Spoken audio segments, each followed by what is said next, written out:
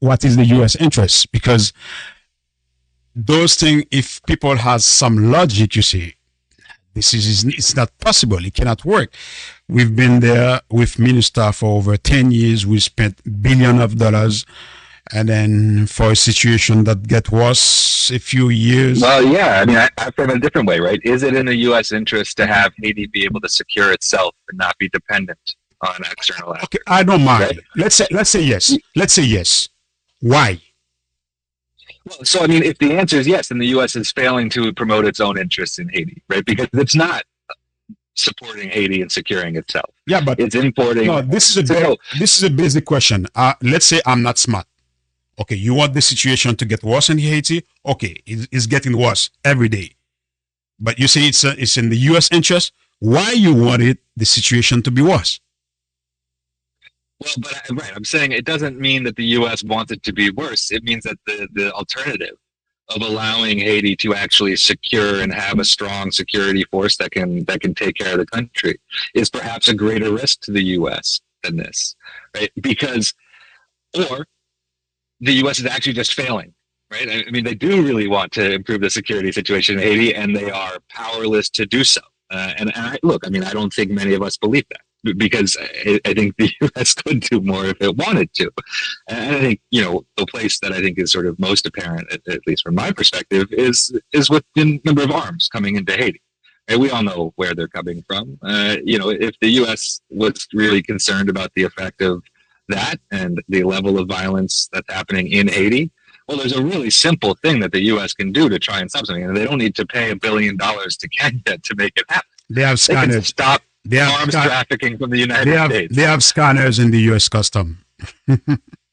Exactly. I mean, we know the ports they leave from. We know the ports they show up from in Haiti. I mean, none of this is a secret, right? I mean, everyone sort of knows how this works, but it still happens. So, again, what are the real interests here? What are we looking for? But look, a Haiti that you can say the same thing, like independent, a Haiti that can. This has been a fear of the United States and the international community for 200 years. Okay, yeah. So there are parts of that remain, whether people recognize that or not, or admit it to themselves or not. That has colored U.S. policy towards Haiti for 200 years, and it's not going away anytime soon.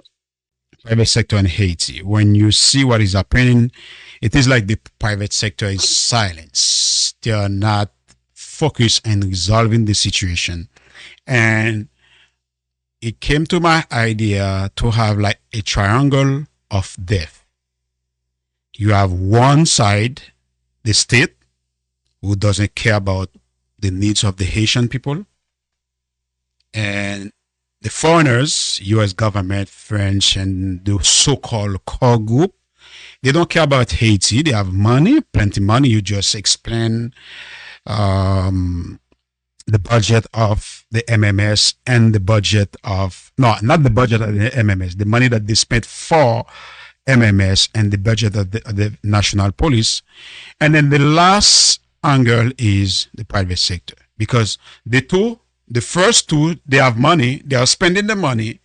And then the private sector, they don't need to create jobs, they don't need to create wealth, they don't need to create, they just import services, and then they are making money with the two sides. This is why I call the triangle of death. And then in the middle of it, you have the population who's getting poor every day. So what is your perspective or your views in this? Why the private sector is silenced during this difficult situation? Well, I mean, I go back to a similar analysis I just made with the U.S., right? I mean, to me, it tells me that at least some people are benefiting from the current situation, right? At least enough, or willing to accept it because they can withstand short-term pain and try and protect their position long-term and not actually push for the sort of, again, the fundamental reforms and refounding, if you will, sort of the state that would be necessary to build something new. But you build something new, well, that might redefine the relationship between the private sector, the elite, and the state. And that might not be in their interest. So are you willing to tolerate the death and destruction in the short term to try and protect your long-term standing as sort of controlling the Haitian economy for some future date, right? I don't know. I mean, right, I'm not inside their head, but I'm just based on what you see, which I agree, right? I mean, basically total silence. But beyond that, it's almost an abdication of responsibility when we know that there's a reason the state is more responsive to external actors and the elite than the Haitian population. It has a lot to do with the role between the state and those economic actors, right? And their control over that state for a long, long, long time. And so, of course, that is a significant factor that's driving the crises today. But, you know, if it certainly doesn't seem like they have an interest in affecting that underlying status quo, because that's certainly not what we've seen. Last question, Jake.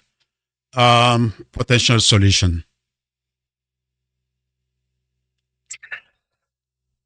I don't have the answers, you know, and I don't say that flippantly or like there isn't a solution. It's, you know, I'm not going to be able to sit here and say there's a clear answer, right? I mean, I think the problems are extensive. The issue of codependence with the international community, but also the nefarious impact that dependence has on Haiti. These are difficult things to unwind and be able to erase the effect of, right? I mean, these are things that have been created over decades, maybe longer in some cases. And so there's no magic bullet. There's no snap your finger, boom, everything is better, right?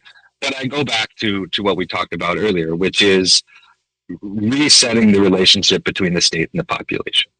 How can that happen, and what is a mechanism to allow that to happen, or to allow that conversation to begin? Is that that's not a panacea? Again, it's not a magic bullet. It's a starting point to try and build something new and to move in a different direction. So how do you get there? I mean, is it a national dialogue? Is it a peace process? Is it a reconciliation process? Is it transitional justice? I don't know what term you could put on it, or what will have the support of the population to really be able to move forward. But yeah, I do think it has to be some process, some initiative that can begin those conversations. Because I think what's clear is that simply responding to the current situation with force alone is not going to address these underlying drivers of crises, of chaos. And so the best thing that you could hope for with any sort of security solution is a Band-Aid, right, is a short-term solution. But to actually think about the long-term requires this sort of, a new conversation, a different conversation. And what the mechanism will be, I mean, I can only hope that it will be Haitians who are able to make that decision for themselves, and the international community won't try and control that process like they have so many in the past. Right.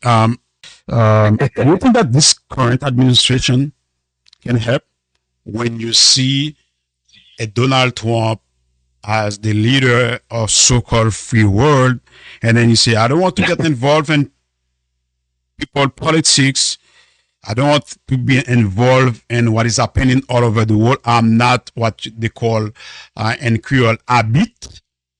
So do you think that this is an opportunity for Haitian to take this administration, the word of this administration, to say, okay, you say you don't want to help Ukraine, you don't want to help Canada, you don't want to help anybody in the world.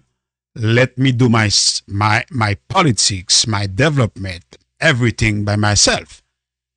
Do you think it is an opportunity for us today to take? Yes, 100%. It's an opportunity, right? Now, an opportunity doesn't mean a guarantee of success or good, right? Yeah. It's an opportunity. And whether by choice or by force, it's an opportunity, right? Because, we talked earlier about how, in many ways, the political class, the answer for power is to convince outside actors, the U.S. chief among them, to support you. Mm-hmm. Well, if the U.S. not picking up your phone calls, maybe it forces you to say, okay, well, I better look internally, right? I better look to Haiti to build that support if I really care about it. Same thing with financing, right?